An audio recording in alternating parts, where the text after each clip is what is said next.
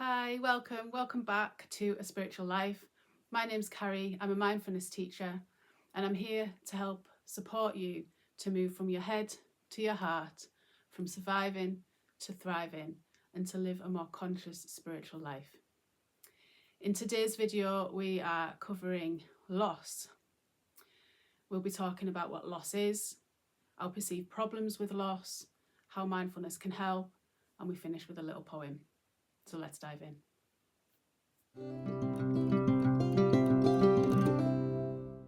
So what is loss? It's not just grief. There is loss is a form of grief. It's also a form of relationships and a loss of sense of self and your identity. And I've been through all these things. So I will give you some examples as we go through and dive into these a little bit more. The first one is so that is what is loss. Then we move on to what is our perceived problem with these. So in the case of death, let me just rewind a little bit and tell you a little bit about my story. So I learned mindfulness and meditation back in 2010, and I had no distractions because I moved area for a new job, newly qualified, and didn't know anyone, so I threw myself into exercising after work and learning these mindfulness techniques. So I had no other distractions, so I really embodied them. And it's a good job because 2 years later, my dad had this cough that wouldn't go. And after having it a good 3 months or so, around March time, he had it around Christmas. March time, he went to get checked out, had scans and everything. Long story short, he had mesothelioma, which is asbestos-related lung cancer. He was an electrician. And from that time, that diagnosis to the end was 7 months. So it was really quite quick. And so that was that one. That was in 2012. And then I met my husband shortly after in 2013. And then early 2014, in March again, his father died really suddenly. And then, so that's 2014, March of 14, and then in August 15, my mum suddenly died on my birthday. So in the space of 3 years, I had 3 very big major bereavements to deal with. And people say the universe give you things when you need it. And I needed those mindfulness tools. I was so close to my mum and my dad, but there's no bond like a father-daughter bond. And if I know for a fact, if I didn't have the mindfulness tools, excuse me, I've got a bit of a cold going on and I can't really hear properly. But yeah, if I didn't have those tools, I know that my whole experience of that time would have been different, really different. And I was a physiotherapist at the time, and 1 day a week I worked in a hospice. So it was very raw. But I use the tools, and we're going to come on to how mindfulness can help with this for you. Now, whether it's a sense of loss with death or the other things that I've mentioned, I'm here to help you put these tools to practice for you. Now, some of the ways I talk about this at first, when you don't know these tools, you might feel your heckles go up and you might not like what I say. But I tell you my story to know that I have been through this and use these tools. And it doesn't mean I didn't care for the loved one that's passed. It does not mean that at all. There's just a different way of framing your love for them. And I just invite you to open your mind to these concepts as a way of getting through these really difficult times. Yeah. let's see what you think. Let's dive in. So, in the sense of death, it's upsetting, but it doesn't have to be devastating. Now, that's quite a hard concept to deal with. Think back to the relationship video that I did, and we talked about conditioned love, and attachment. Again, I'm still to do the video on attachment, but I will. It is such a big topic because of that reason I just explained earlier. People get their heckles up because when I say one thing, people automatically think I mean the complete opposite, or I don't mean the opposite, I mean the other thing. And it's not. Mindfulness is somewhere in between. So when we have a conditioned love and when we're attached to someone or something, we grasp, and that grasping is going to cause suffering. And I think in that video I'd said, if you love someone, let them go and let them feel the freedom to come back. Now, obviously in death, we don't have that, but you can have that about them even in death. One thing I did with my dad was I realised, even in his last hours, that it was about me. My suffering was about me, and I didn't want it to be about me. Right now, in that moment, that were my last final hours, I didn't want to be consumed about me. It was about him. It was about his transition. It was about his passing. I knew I would be all right. Eventually, I would be all right. And I'd be there for my mum. But right now, I wanted to ensure he was okay. Right in that moment. So the attention and the focus came off me. I mean, let me say this straight how it was, right?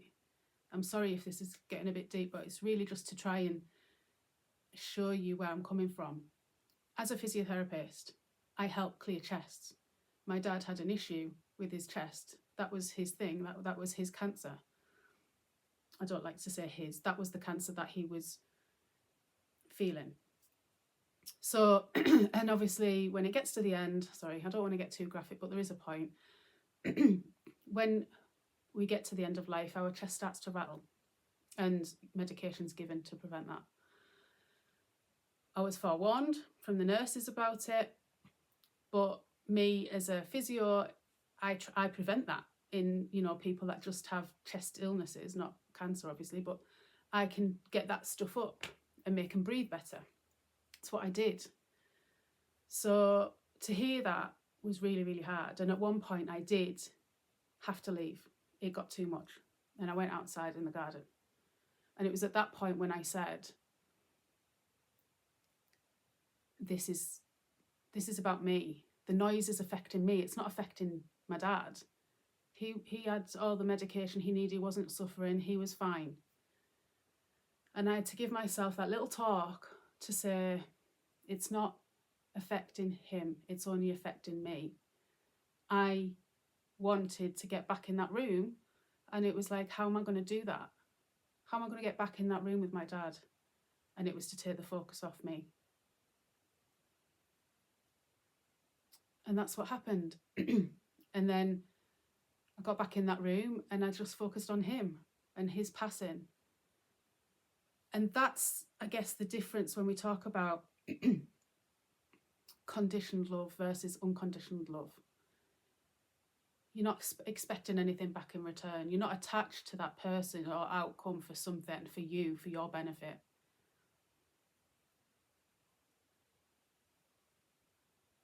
Grasping too tightly to these qualities, dealing with death is unbearable.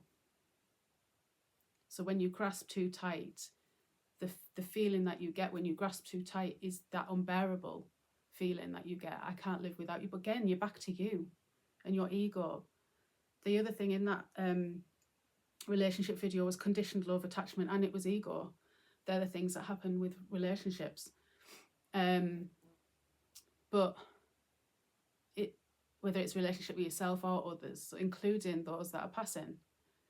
So it's about thinking, why is it you're being the way you are? Why are you suffering? Are you causing your suffering? Back to that second arrow. The first arrow is suffering. Yes, someone's passed. And yes, it is hard. And yes, you are going to be like, how am I going to live without them? Because it's change. At the end of the day, it is a change in your life. You don't know it. You might have been with that person for many, many, many years, and you don't know. And that's one reason why I advocate, whether you're talking about kids or parents or spouses, and you're with someone for so long, have a bit of you alongside them. You can still love someone and have your thing to remember who you are, because we came into life on our own and we're going to go on our own.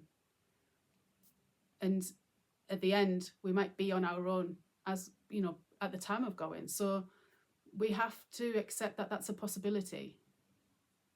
And we need something to help us with that. And mindfulness really does.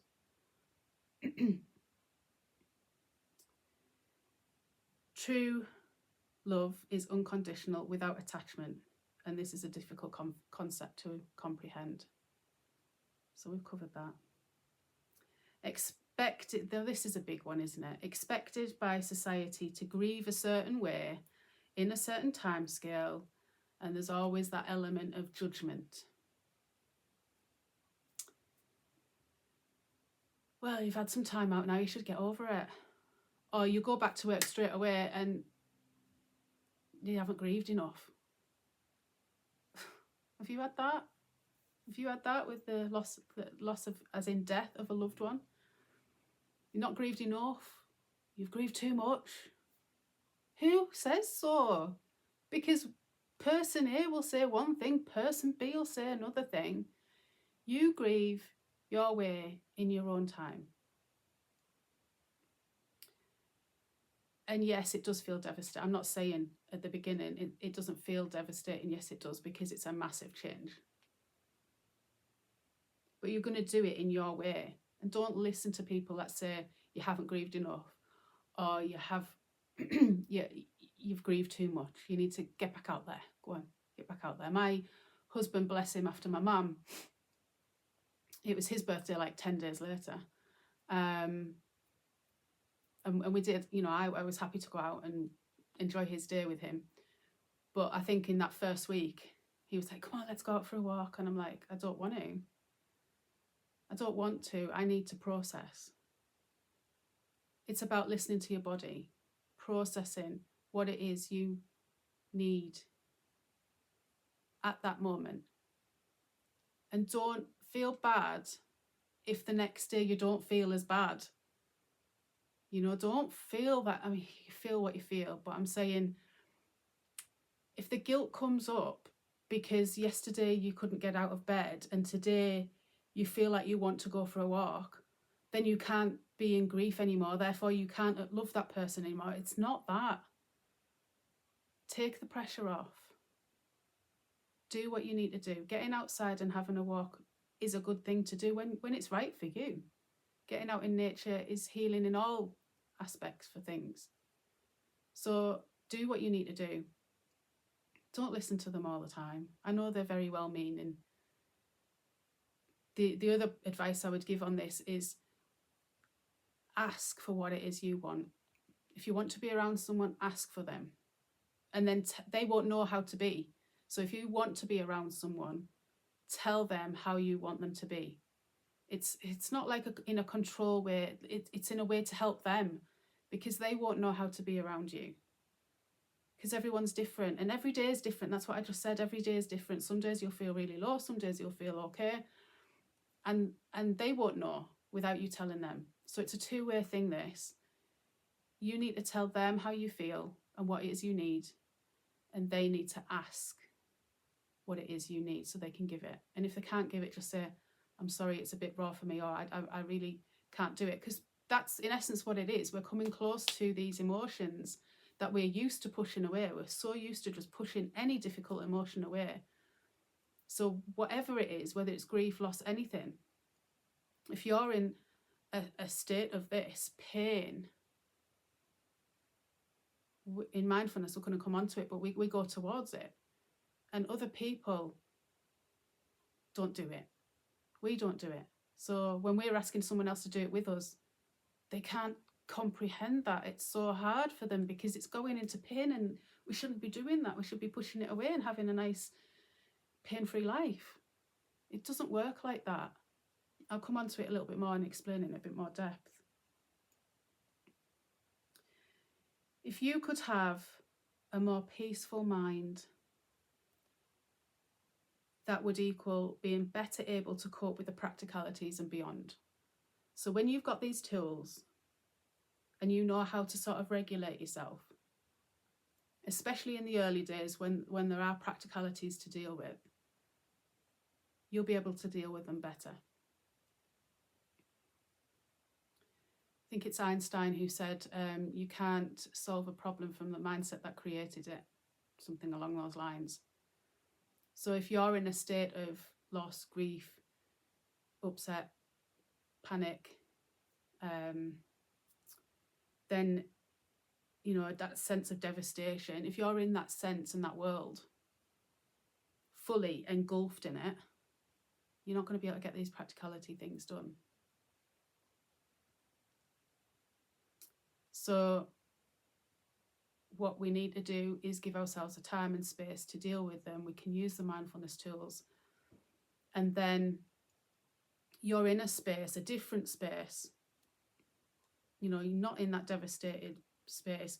You move into this a bit more centered space. You're still feeling it. You're still feeling it and you're still honouring it. But from this space, you can say, right, okay. And you get into that sense of acceptance and you can say, right, okay, this needs done, that needs done. Give yourself little blocks to do these things, or delegate to somebody else these things that need doing because you just need to go and sleep. That's what I would say. So that's a bit in depth on the death side of loss, because I have experienced a lot and mindfulness really did help me. And I just want to show you that the things I say, I don't say very flippantly. I say because I've used it, I've worked with it. I've used mindfulness and meditation to help me with it, and I really want to help you. So please be aware of when I say these words, I don't mean them flippantly, and I don't mean they're the opposite of the thing I'm saying. Okay. So loss in the sense of relationships.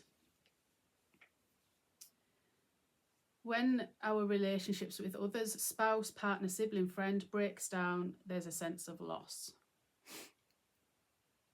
Okay, so I could get a little bit spiritual here for you. If I just say briefly, as we are awakening and learning about ourselves a lot more, learning about ourselves as a collective, learning about putting boundaries in place, learning about what we will and will not accept from life anymore and from people, then yes, relationships are more likely to be breaking down because we're all at different levels. We're all at different stages of this awakening. So you could be, and I don't mean it hierarchically like one is better than the other. We're all just doing it in our own time, and it doesn't mean that any way is right or wrong. But you're here, just for sake of saying, you're here, you've got someone over here, and you're moving along your journey and realising you're not going to take any BS from anyone anymore. You've had enough, you know. And someone's been in your life all your life. It might be a family, so they've been in your life all your life. Or it might be a long-term friend. And something happens that you don't agree with anymore. And, you know, you might be all right with that. You might be okay with not agreeing, but they're not. You know, you might be the one saying, it's okay to disagree, let's just move on from this. But they can't. And then if they can't get over it, you're putting your boundaries in and saying, well, I can't be around you then if you can't just have a relationship with me regardless of who I am. So this has happened to me. I've had a family member and a really good friend that just couldn't stay my path, and that's fine. Maybe someday they'll come to some acceptance of me and who I am and love me unconditionally, but right now they're not in my life, and that's a bit of a loss. That takes a hit, because again, it's change. It's change for what you know. It's scary going into the unknown. People ask about, do you have someone will bring something up that's relevant to these people that are lost in your life, and you think, oh, you have to think again. So it's like that grief wave coming up, in this sense of a loss, of a breakdown of a relationship. And I can imagine it's similar when it comes to like divorce and things. With that, I do not have experience, but you think you know someone for many, many years, and then they turn, or they are not on your path anymore, and you've got kids involved, and it all becomes very messy and tricky, but you've got to do what's right for you, and you just cope, you manage. And if we can do it in that sense of compassion to yourself and that other person, then it makes that breakup, if you will, a little bit easier. I know what we tend to do is fight loads and call names and be horrible to somebody, because then it's easier to fall out with someone. Oh, well, they did this and they did that and they made me feel like this, so then I'll just get rid of them and that'll be it. It's hard to have an amicable separation. And I guess that's what I'm advocating for when I say using compassion. Have a more amicable split. Either way, it's a loss. You may feel anger, resentment, guilt, blame, sadness, all similar to any type of grief. Covered that. If these feelings aren't given the attention they require, they can affect our mental and physical well-being. So again, we'll talk a little bit more about this and how mindfulness can help. But what this is saying is, if you're feeling all those negative emotions, the blame, the grief, the sadness, the guilt, the resentment to this person or to you, then if you don't give them that time and space, and you are constantly pushing that away, because it brings back thoughts. Remember that triangle: thoughts, feelings and sensations. And if every time you got a sensation in your body or a feeling, it's going to bring up that story. We all carry stories around our experiences, and you don't want to go back in that place. That's like pushing a resistance. But when we go towards it, and if we're pushing that, I'll just go back. If we're pushing that and we're resisting, it will likely come in our body, in our mental health, in our physical health somewhere, because it'll keep happening until we really look towards it. It'll keep happening, and when we do that, it frees that, and we have better mental health, better physical health. We'll explain this when we move on to the mindfulness section. And then a loss in the sense of self and identity. So this is another big one that we don't often acknowledge or aware of, but with mindfulness we can be aware of it. So during our lives, there may be times when we lose our identities. So the first one there I've got is values and beliefs. Whether we are aware of values and beliefs or not, whether we review them and realise that they change, or whether something happens and our beliefs and values change like that, and then we're like, well, if I don't believe that anymore, what do I believe? And you get that sense of, I don't know who I am. So it's that loss of identity. I've got an example on this. So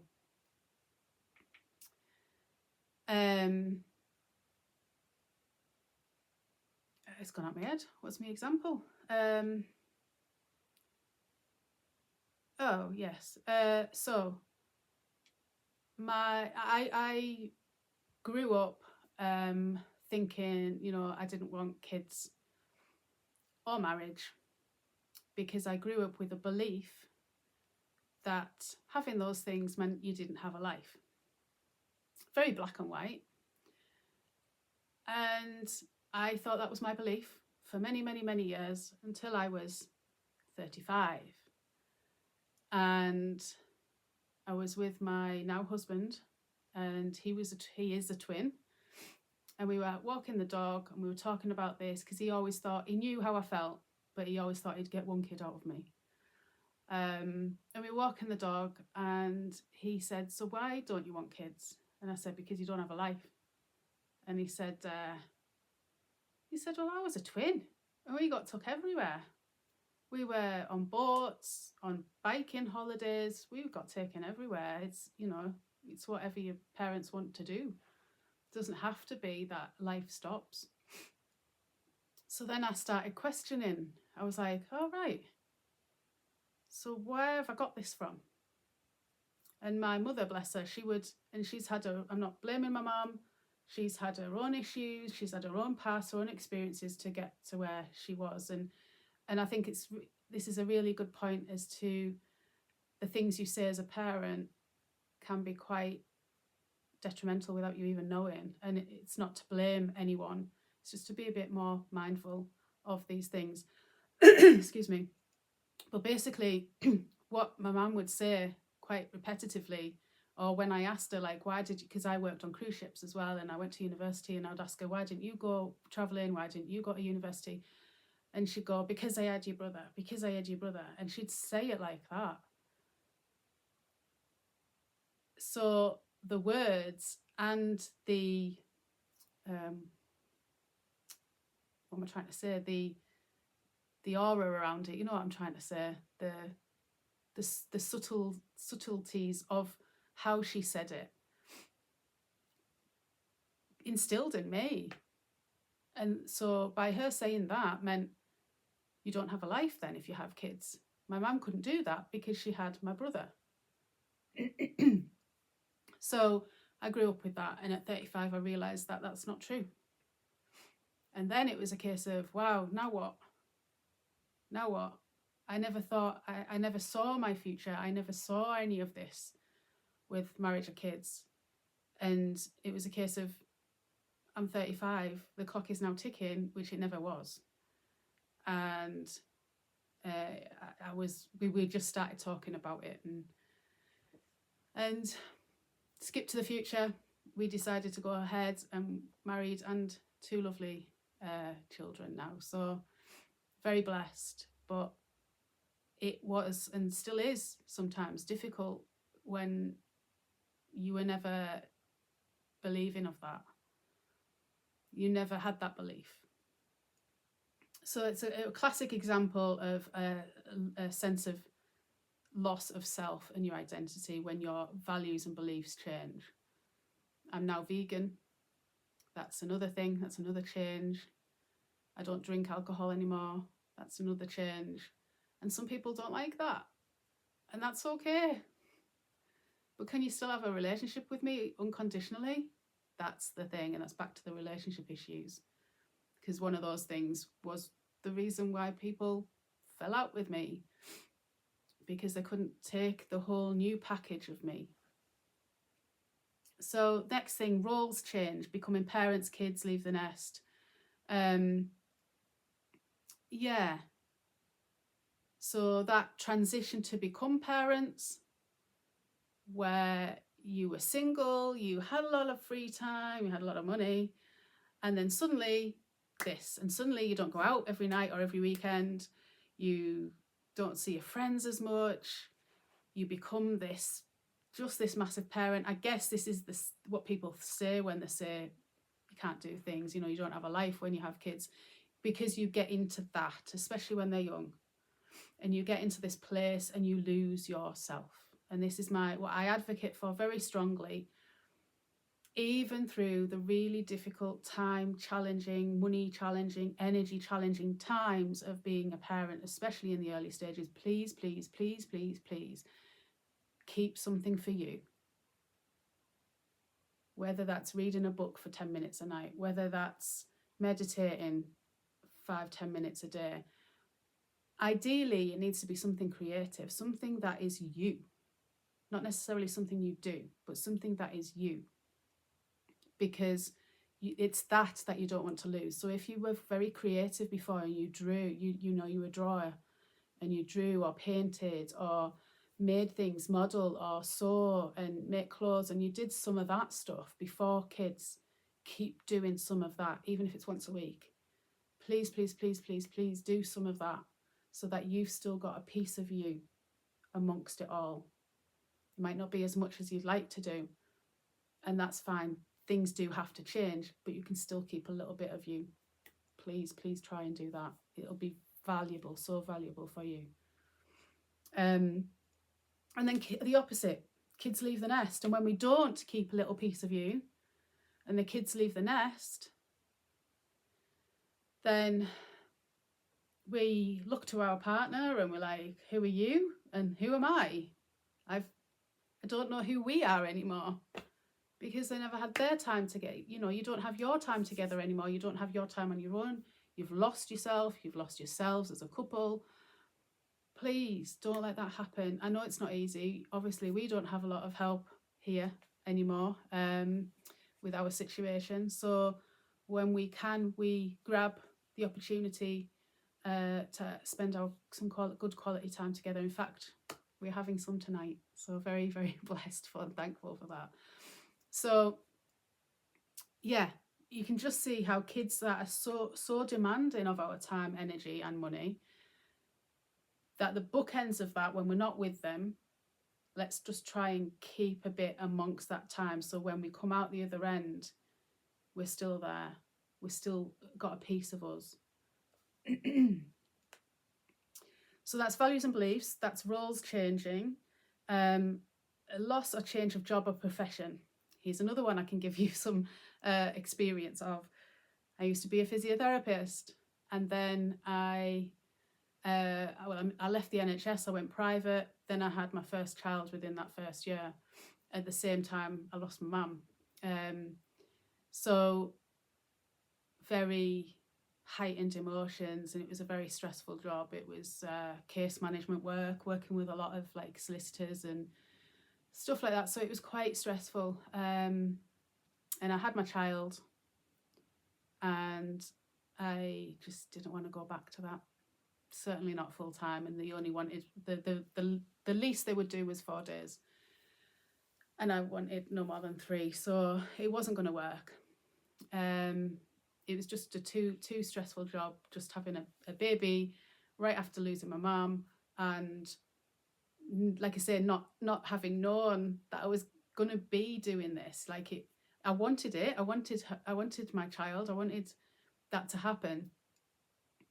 But all those years of not knowing how that would look. And so at the time of having, I'm still getting my head around it, So, yeah, I took some time out and didn't work at all for a bit.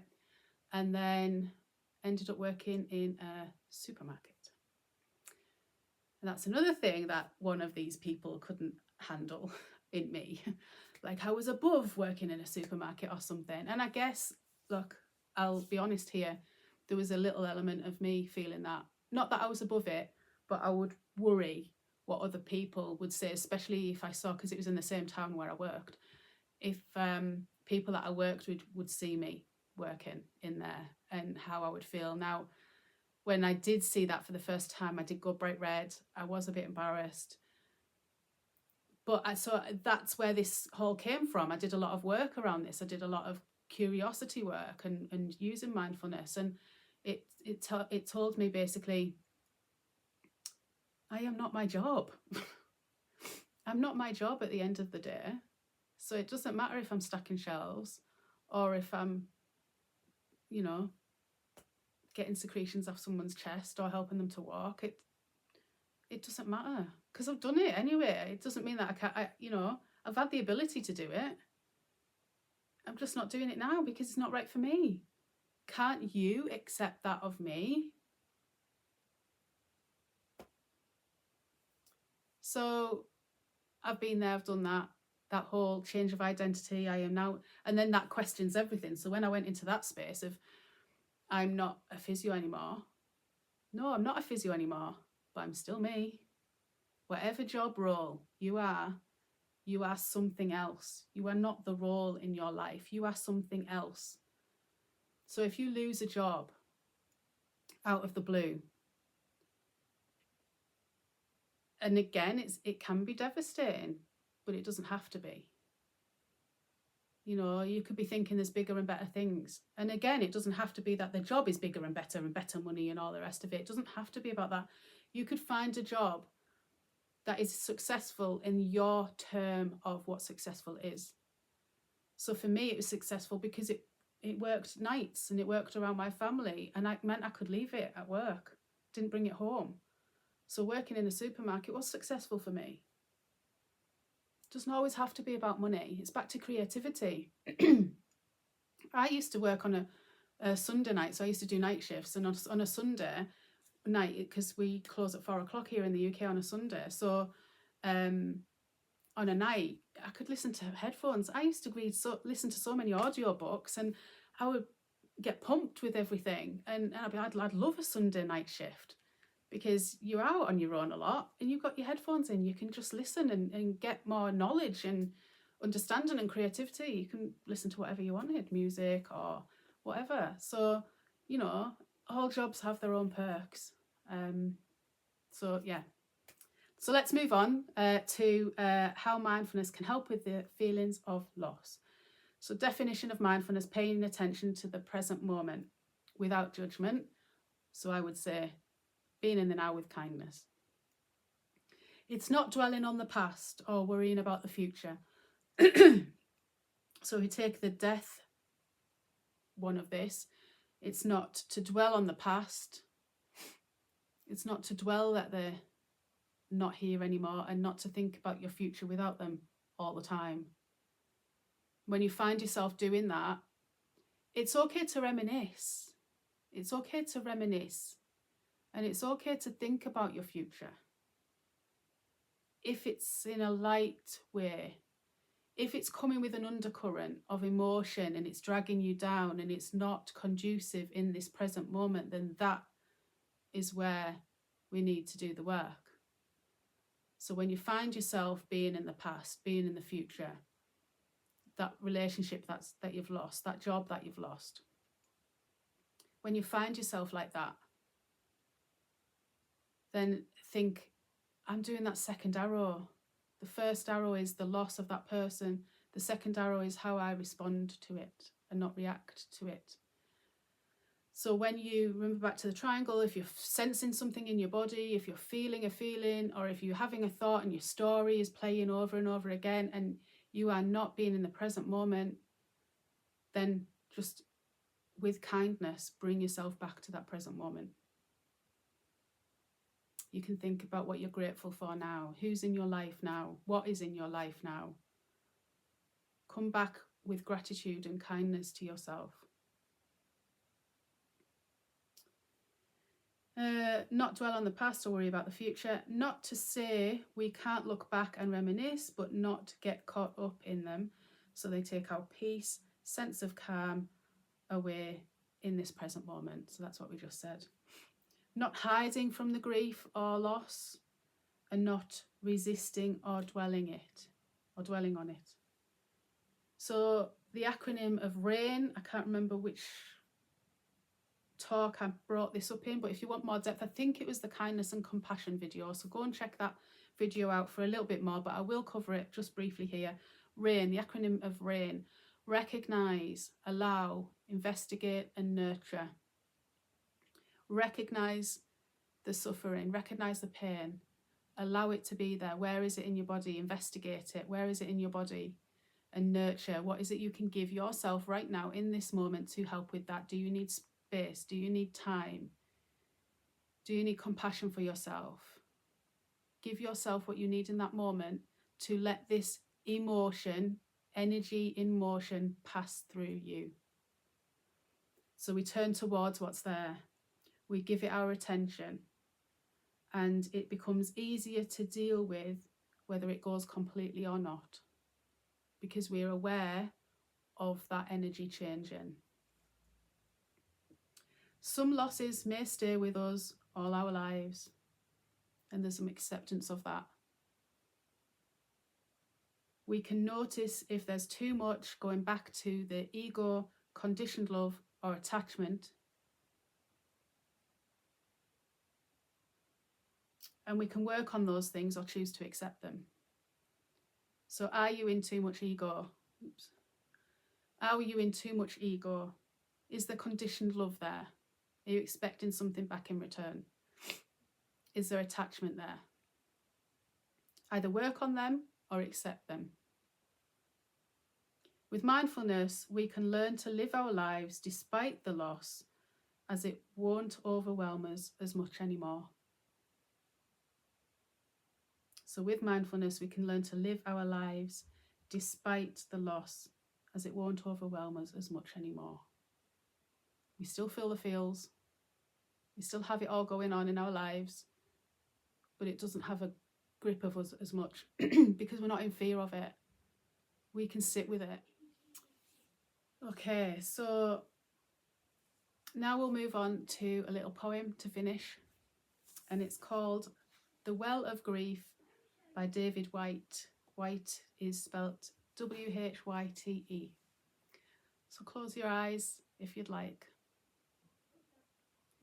Those who will not slip beneath the still surface on the well of grief, turning downward through its black water to the place we cannot breathe, will never know the source from which we drink, the secret water cold and clear, nor find in the darkness glimmering the small round coins thrown by those who wished for something else.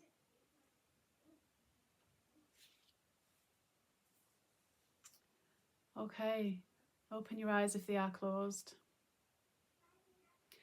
I hope this has helped. I really, really do. I'm very, very passionate about using mindfulness with grief. It started my journey. Well, it didn't start it, but it was the biggest thing that I saw with how it helped.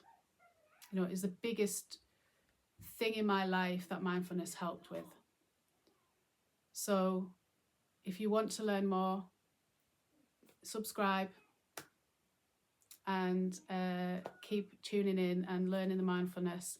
I'm getting courses out there as best I can. I'm just dealing with all the tech at the minute. So just bear with me and I'll get so much more information with you, for you to help you with all this. So we've covered what loss is, our perceived problems with the loss, and how mindfulness can help. And I really do hope it does help. Any questions, any comments, just drop them down in the comment box there. I'd love to hear all about them. So that's it. That's what I've got for you for now. Much love. Take care. Bye.